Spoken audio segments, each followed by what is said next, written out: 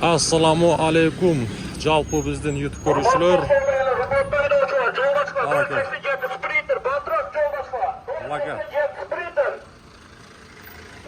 Жолдарды тазалап жүрішеді.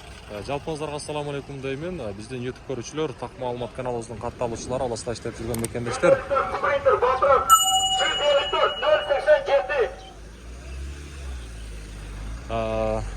Адаттағыдай мен сіздерге Ноқат шаарындағы валюта курс бағаларын таныштырамын. 15 август 2024 жыл, аптаның бүгін 4 күні, бейшембі күнінде тұрабыз. Ноқатта бүгінгі курстар, түшкі курстар қандай болды? Адатынша сіздерге таныштырамын. Рубль кешегі күнге қарағанда көтеріліп қалған туғандар. Доллар 85.70, евро 93.70, рубль болса 0.94 тиын. Сөз түрде лайктан басыңыздар. Каналға қатталып болыңыздар, бұйырса мен сіздерге мына шындай күнімдік тақ-тақ курстарды көрсетіп тұрамын. Бақай банкте болса рубль 0.935, доллар 85.70.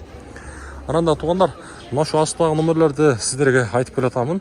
Егерде кімде заграницаға шыға тұрған болсаңыздар, кирди шықты мәселесі болып тұрған болса, Москвадағылар номерге чалып тұрып, байланышып, ошол жаққа барып келсеңіздер болот.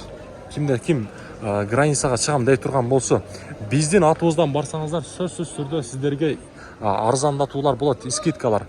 Андықтан бізден атуыздан барыңыздар, арзан, мынашындай скидкаларға сөз түрде жетішіп қалыңыздар. Біздің каналдан барсаңыздар, сөз түрде сіздерге арзандату болады. Доскарда банкта болса, рубльдің авалдағы бұл жақтан 0.94 дейін, доллар болса 85.80.